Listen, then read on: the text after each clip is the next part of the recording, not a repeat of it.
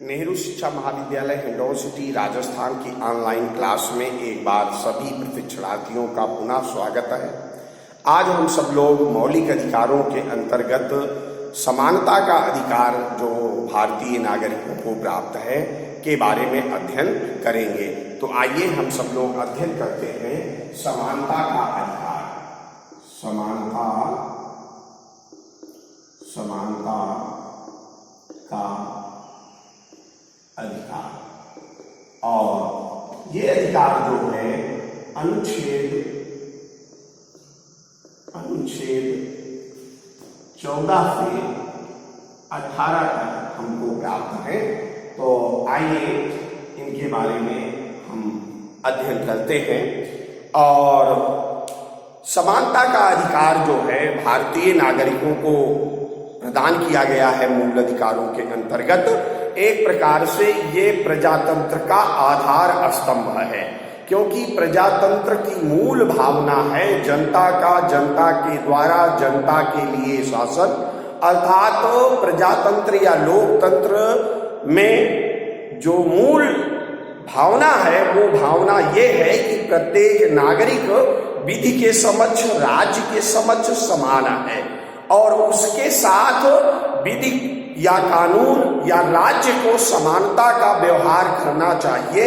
तो भारतीय संविधान में समानता का अधिकार नागरिकों को प्रदान किया गया है। और इसके पूर्व हम सब लोगों ने मौलिक अधिकार के बारे में अध्ययन करते समय ये जान लिया था कि भारतीय संविधान में मौलिक अधिकार संयुक्त राज्य अमेरिकी संविधान के आधार पर वर्णित किए गए हैं। और भारत के संविधान द्वारा वर्तमान समय में नागरिकों को 6 मौलिक अधिकार प्रदान किए गए हैं, और जिनमें समानता का अधिकार जो है इसे प्रमुख अधिकार या पहला अधिकार माना जाता है। और ये संविधान के अनुच्छेद 14 से 18 तक हमको प्रदान किया गया है। तो समानता के अधिकार के अंतर्गत नागरिकों को जो पहला अधिकार प्राप्त है वो है विधि के समक्ष समानता का अधिकार,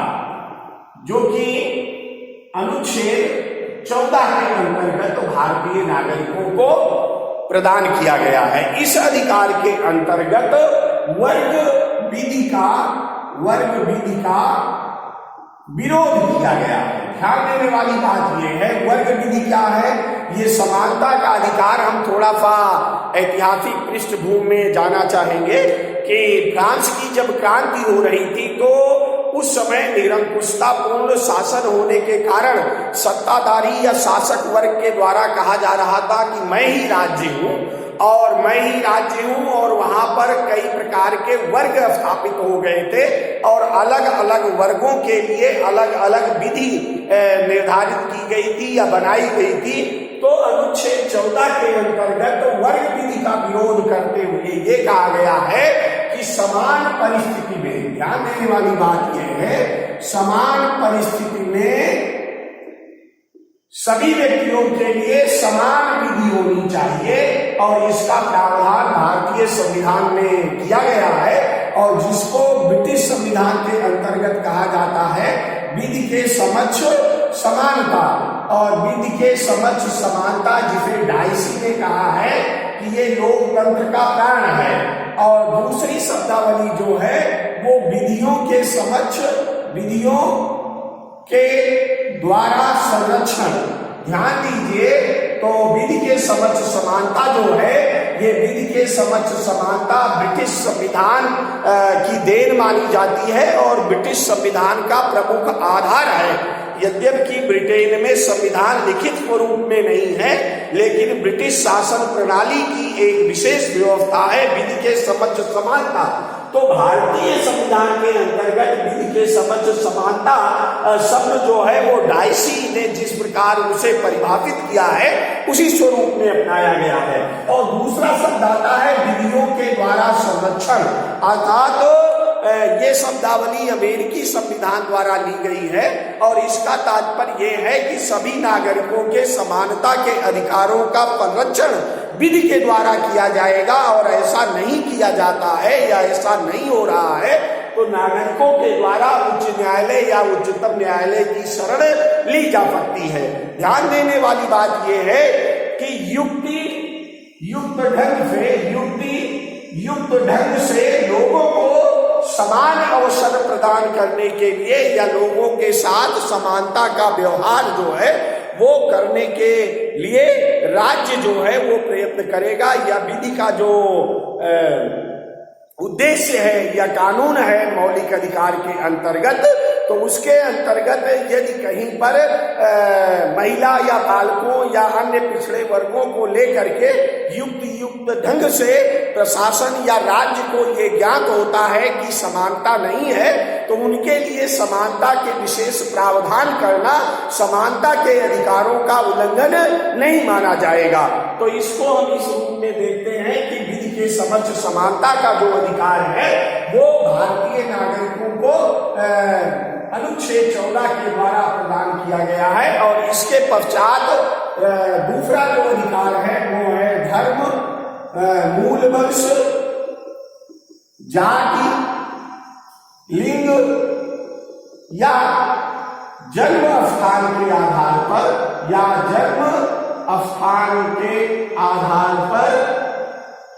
विभेद का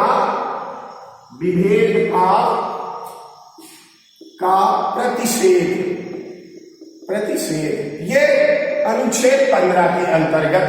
भारतीय नागरिकों को अधिकार, समानता के अधिकार के अंतर्गत प्रदान किया गया है। तो ध्यान देने वाली बात है, धर्म के आधार पर,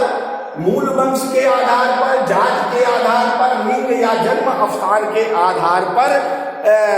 विभेद का प्रतिषेध या निषेध किया गया है। अर्थात भारतीय नागरिकों को धर्म या मूल वंश, जाति या लिंग या जन्म स्थान के आधार पर उनके बीच में कोई भी भेद नहीं किया जाएगा और विधि के समक्ष सभी को समान माना जाएगा। और इसके अंतर्गत कहा जा सकता है कि किसी भी सार्वजनिक स्थान पर जैसे सड़क, होटल या अन्य जो सार्वजनिक स्थान है जैसे पुस्तकालय या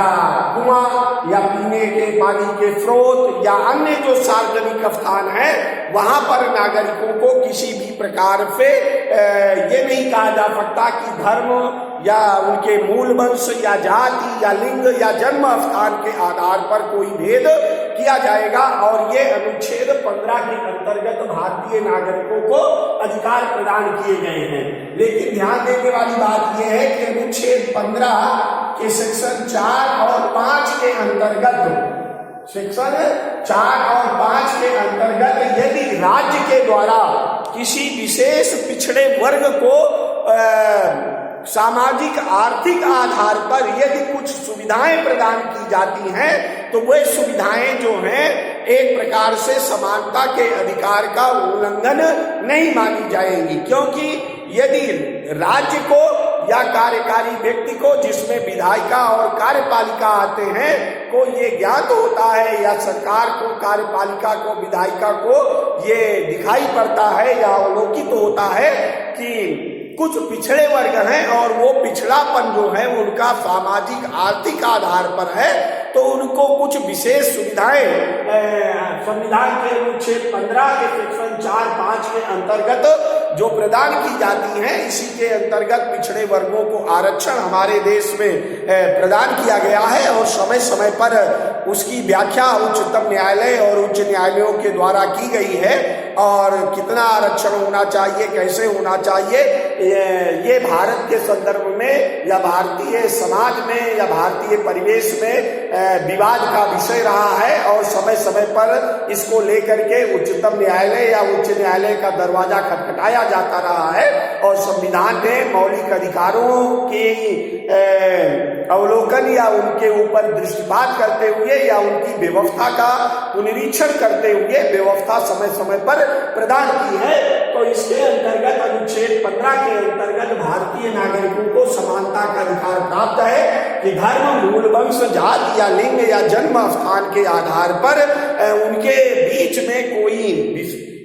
विशेष प्रावधान नहीं किया जाएगा या आधार पर जो विभेद या अंतर किया जाता है उस अंतर का निषेध संविधान के द्वारा किया गया है। इसमें एक बात ये ध्यान देने वाली है कि सामाजिक या आर्थिक आधार पर जो पिछड़े वर्ग है या वंचित वर्ग है उनके लिए राज्य के द्वारा कुछ प्रावधान किया जाता है या विशेष प्रावधान किया जाता है, तो वो संविधान के अनुच्छेद 15 के अंतर्गत जो अधिकार प्राप्त है उसका उल्लंघन नहीं माना जाएगा। और तीसरा जो अधिकार समानता के अधिकार के अंतर्गत प्राप्त है वो है लोक नियोजन में अवसर की समानता। और ये अधिकार भारतीय नागरिकों को अनुच्छेद 16 के अंतर्गत प्राप्त है। और इसके अंतर्गत ये व्यवस्था दी गई है कि सरकारी नौकरियों में लोगों के समक्ष किसी भी प्रकार का कोई भेदभाव नहीं किया जाएगा और उनके साथ सभी नागरिकों को समान अवसर उपलब्ध कराए जाएंगे। और सभी नागरिक जो हैं वो विधि के समक्ष या लोक नियोजन में उनके साथ समानता का व्यवहार किया जाएगा। लेकिन इसके अंतर्गत अनुच्छेद 16 के अंतर्गत जो लोक नियोजन में अवसर की समानता प्रदान की गई है, ये इसके अनुच्छेद 16 के सेक्शन 3, 4 का और 5, मतलब अनुच्छेद 16 के सेक्शन 3, 4 का और 5 में ये विशेष प्रावधान किया गया है कि राज्य के द्वारा सामाजिक आर्थिक आधार पर वंचित, शोषित और पीड़ित वर्गों को जो आरक्षण दिया जा सकता है, इसी आधार पर अनुसूचित जात, अनुसूचित जनजातियों को हमारे देश में आरक्षण प्रदान किया गया है। तो उसको हम थोड़ा सा समझ लेते हैं कि अनुच्छेद 16 के द्वारा जो लोक नियोजन के अवसर की समानता प्रदान की गई है, ये लोक नियोजन के अवसर की समानता जो है, इससे तात्पर्य यह है कि समान परिस्थितियां या समान अवसर उपलब्ध कराए जाएं संविधान के द्वारा। यदि कोई सदियों से शोषित और वंचित है, पीड़ित वर्ग है, तो राज्य के द्वारा उसको समानता के अधिकार के अंतर्गत समान लाने के लिए उसके लिए कुछ नौकरियों के कुछ पद उनके लिए आरक्षित किए जा सकते हैं। और जो कि अनुच्छेद 16 के सेक्शन 3, 4 का और 5 के अंतर्गत प्रदान किए गए हैं। और इसके पश्चात जो चौथा अधिकार प्रदान किया गया है समानता के अधिकार के अंतर्गत, वो अस्पृश्यता का अंत, या ये अनुच्छेद 17 के अंतर्गत प्रदान किया गया है। अस्पृश्यता का अंत भारतीय समाज जो है एक प्रकार से आजादी के पूर्व और वर्तमान समय में भी, यद्यपि कि अब तो ऐसे उदाहरण देखने को कम ही मिलते हैं, लेकिन कभी कभी एक तरह से इतिहास साक्षी रहा है कि भारतीय समाज में कुछ कार्यों को बड़ा निम्न माना जाता रहा है और उन निम्न कार्यों में जो व्यक्ति संलग्न होते थे उन्हें अस्पृश्य माना जाता था या छूट माना जाता था और उनका एक प्रकार से सामाजिक बहिष्कार किया जाता था। तो समानता के अधिकार के अंतर्गत अनुच्छेद 17 के द्वारा अस्पृश्यता का अंत कर दिया गया है। और ये कहा गया है कि किसी भी व्यवसाय में, ध्यान देने वाली बात है, किसी भी व्यवसाय में संलग्न व्यक्ति को किसी भी आधार पर अस्पृश्यता के द्वारा अछूत मतलब नहीं माना जा सकता और प्रत्येक व्यक्ति को समानता के अधिकार के अंतर्गत ये अधिकार प्रदान किया गया है। और ये बात संविधान की प्रस्तावना में भी उल्लिखित है कि व्यक्ति की गरिमा।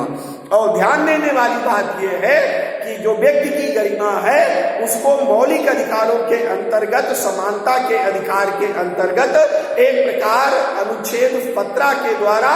और अधिक परिभाषित किया गया है। और ये कहा गया है कि किसी भी व्यवसाय या किसी भी कार्य या किसी भी जाति या किसी भी वंश में उत्पन्न होने वाले व्यक्ति को अछूत नहीं माना जा सकता। और यदि उसे माना जाता है किसी भी व्यक्ति द्वारा, समुदाय द्वारा, संस्था द्वारा, तो उस व्यक्ति के द्वारा अपने अधिकारों की सुरक्षा के लिए न्यायालय की शरण ली जा सकती है। और राज्य का ये प्राथमिक कर्तव्य है कि वे ऐसा करने वाले व्यक्ति को या उस व्यक्ति के मूल अधिकारों का हनन करने वाले व्यक्ति को, समुदाय को, समूह को, संगठन को एक प्रकार से दंडित करने का कार्य करें। तो हम कह सकते हैं कि अस्पृश्यता का निषेध जो किया गया है या अंत किया गया है वो अनुच्छेद 17 के द्वारा किया गया है। और ये कहा गया है कि कोई भी व्यक्ति किसी भी जाति या समुदाय या कार्य करने के आधार पर अस्पृश्य नहीं माना जाएगा। सभी व्यक्ति जो हैं समान हैं और सभी व्यक्तियों की गरिमा भारतीय संविधान द्वारा समानता के अधिकार के अंतर्गत मूल अधिकार प्रदान करते हुए सुरक्षित और संरक्षित की गई है। और इसके पश्चात जो 5वां अधिकार है समानता के अधिकार के अंतर्गत वो है उपाधियों का अंत। उपाधियों का अंत जो है अनुच्छेद 18 के अंतर्गत किया गया है। और ध्यान देने वाली बात यह है कि भारत में हम जानते हैं और इतिहास के अंतर्गत हमने अध्ययन किया है कि कई शासक वर्ग या कई उच्च और कुलीन वर्ग रहे हैं और जिन्होंने अपनी उपाधियों को अपने नाम के आगे लगाना या उनको विशेष रूप से अलंकृत करके परिघोषित करना ये पाया जाता रहा है। तो संविधान के द्वारा ये कहा गया है कि केवल ध्यान देने वाली बात यह है शिक्षा और सेना के द्वारा प्रदान की गई उपाधियां ही कोई व्यक्ति अपने नाम के सम्मुख लगा सकता है। और सेना और शिक्षा के द्वारा या शिक्षा क्षेत्र में और सेना के द्वारा प्रदत्त जो उपाधियां हैं वही विधि द्वारा मान्य है। इसके अतिरिक्त अन्य उपाधियां मान्य नहीं है। यहाँ तक कि अनुच्छेद 18 के आधार पर जनता पार्टी की जब सरकार बनी थी 1977 में तो उन्होंने जो नागरिक अधिकारों या नागरिक अलंकरण के अंतर्गत भारत रत्न, पद्म विभूषण, पद्म भूषण और पद्मश्री जैसे पुरस्कार नागरिकों को प्रदान किए जाते हैं उन पर रोक लगा दी थी। लेकिन 1980 में पुनः उनको बहाल कर दिया गया और ये कहा गया कि ये एक प्रकार से समानता के अधिकारों का दुरुपयोग या हनन नहीं है। तो वर्तमान समय में भारतीय नागरिकों को भारत रत्न, पद्म भूषण, पद्म विभूषण और पद्मश्री जैसे पुरस्कार प्रदान किए जाते हैं। इसके अतिरिक्त कहा जा सकता है कि अनुच्छेद 18 के द्वारा एक विशेष प्रावधान ये भी किया गया है कि अनुच्छेद 18 के सेक्शन 5 के द्वारा अनुच्छेद 18 के सेक्शन 5 के द्वारा किसी भी भारतीय नागरिक के द्वारा यदि किसी विदेशी उपाधि को या पुरस्कार को ग्रहण किया जाता है तो पुरस्कार या उपाधि को ग्रहण करने के पूर्व भारत के राष्ट्रपति की अनुमति लेना अनिवार्य है। यदि भारत के राष्ट्रपति की अनुमति नहीं ली जाती है तो विदेश से प्राप्त होने वाला कोई भी अलंकरण या सम्मान या पुरस्कार भारतीय नागरिकों के द्वारा अर्जित या प्राप्त नहीं किया जा सकता है। अगर भारतीय नागरिकों के द्वारा विदेश से कोई पुरस्कार या अलंकरण या सम्मान प्राप्त करना है तो संविधान के अनुच्छेद 18 सेक्शन 5 के अंतर्गत उनको भारतीय राष्ट्रपति से विशेष रूप से परमिशन या आज्ञा लेनी पड़ेगी। और उसके पश्चात ये सेक्शन 5 ना होकर के सेक्शन 3 है, थोड़ा सा संशोधन कर लेंगे। ये सेक्शन 3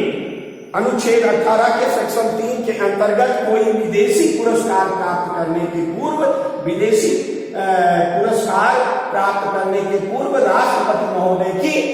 अनुमति लेना अनिवार्य है। और इसी अनुच्छेद के सेक्शन 4 के अंतर्गत कोई उपहार प्राप्त करने के पूर्व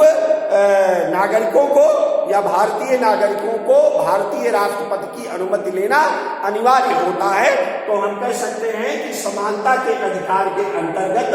भारतीय नागरिकों को मूल अधिकार के अंतर्गत 5 प्रकार के अधिकार प्राप्त है। पहला है विधि के समक्ष समानता का अधिकार, जिसके अंतर्गत प्रत्येक नागरिक जो है वो विधि के समक्ष समान है। और विधि के समक्ष समानता से तात्पर्य है कि सभी व्यक्तियों के साथ समान परिस्थिति यदि है तो विधि के द्वारा समान व्यवहार किया जाएगा, चाहे वो किसी भी पद पर या कोई भी व्यक्ति क्यों ना हो। दूसरा है धर्म, मूल वंश, जात, लिंग या जन्म स्थान के आधार पर विभेद का प्रतिषेध किया गया है या इस पर रोक लगाई गई है। लेकिन इसके अंतर्गत अनुच्छेद जो 15 के अंतर्गत ये अधिकार प्रदान किया गया है, अनुच्छेद 15 के सेक्शन 4-5 के अंतर्गत जो विशेष पिछड़े वर्ग हैं उनके लिए यदि कुछ विशेष प्रावधान किया जाता है तो ये एक प्रकार से समानता के अधिकारों का उल्लंघन नहीं माना जाएगा। इसके पश्चात लोक नियोजन में अवसर की समानता अनुच्छेद 16 के द्वारा नागरिकों को प्रदान की गई है कि सरकारी नौकरियों में या लोक नियोजन में सबको समान अवसर उपलब्ध कराया जाएगा और किसी भी प्रकार का पक्षपात नहीं किया जाएगा राज्य के द्वारा। लेकिन इसके अंतर्गत भी अनुच्छेद 16 के सेक्शन 3, 4 का और 5 के अंतर्गत जो शोषित, पीड़ित और वंचित वर्ग हैं, जिसके अंतर्गत हमारे देश की अनुसूचित जाति और अनुसूचित जनजातियों को आरक्षण प्रदान किया गया है, ये लोक नियोजन में अवसर की समानता का उल्लंघन नहीं माना जाएगा। फिर इसके पश्चात चौथा अधिकार है अस्पृश्यता का अंत, जो कि संविधान के अनुच्छेद 17 के अंतर्गत प्रदान किया गया है और ये कहा गया है कि किसी भी व्यवसाय में कार्यरत किसी भी व्यक्ति को अछूत नहीं माना जाएगा। व्यक्ति की गरिमा समान है और प्रत्येक व्यक्ति की गरिमा सुनिश्चित करना राज्य का उत्तरदायित्व है और राज्य यदि अपने इस कर्तव्य पालन में सफल नहीं होता है तो किसी भी व्यक्ति के द्वारा उच्चतम न्यायालय या उच्च न्यायालय की शरण लेकर के अपने मौलिक अधिकार की सुरक्षा का प्रयत्न किया जा सकता है और मौलिक अधिकारों की सुरक्षा सुनिश्चित की जा सकती है। इसके पश्चात उपाधियों का अंत अनुच्छेद 18 के अंतर्गत किया गया है और इसके अंतर्गत ये कहा गया है कि शिक्षा क्षेत्र में और सेना के क्षेत्र में जो उपाधियां प्रदान की जाती हैं वही उपाधियां मान्य हैं और किसी व्यक्ति के द्वारा अपने नाम के सम्मुख उन उपाधियों का उल्लेख किया जा सकता है। इसके अतिरिक्त अन्य उपाधियों को नाम के आगे नहीं लगाया जा सकता है और इसके अतिरिक्त जैसा मैंने पूर्व में कहा कि 1977 में जनता पार्टी की सरकार बनने पर जो नागरिक पुरस्कार थे, भारत रत्न, पद्म भूषण, पद्म विभूषण, पद्म श्री, इनको स्थगित कर दिया गया था। लेकिन 1980 में पुनः ये शुरू किया गया और एक प्रकार से ये उपाधियों के उल्लंघन के आधार पर नहीं देखे जाते हैं और इन्हीं के अंतर्गत अनुच्छेद 18 के सेक्शन 3 के अंतर्गत यदि भारतीय नागरिकों के द्वारा किसी विदेशी पुरस्कार या अलंकरण सम्मान को ग्रहण करना है तो उस पुरस्कार को लेने के पूर्व राष्ट्रपति महोदय की स्वीकृति आवश्यक है और अनुच्छेद 18 के सेक्शन 4 के अंतर्गत यदि किसी भारतीय नागरिक को विदेश से कोई उपहार प्राप्त करना है तो उसके लिए भी राष्ट्रपति महोदय की अनुमति पूर्व में लेना अनिवार्य है। तो भारतीय संविधान के द्वारा नागरिकों को समानता के अधिकार के अंतर्गत 5 प्रकार के अधिकार प्रदान किए गए हैं जिनका आज हम सब लोगों ने अध्ययन किया। अन्य मौलिक अधिकारों के बारे में आगे हम अध्ययन करते रहेंगे। धन्यवाद।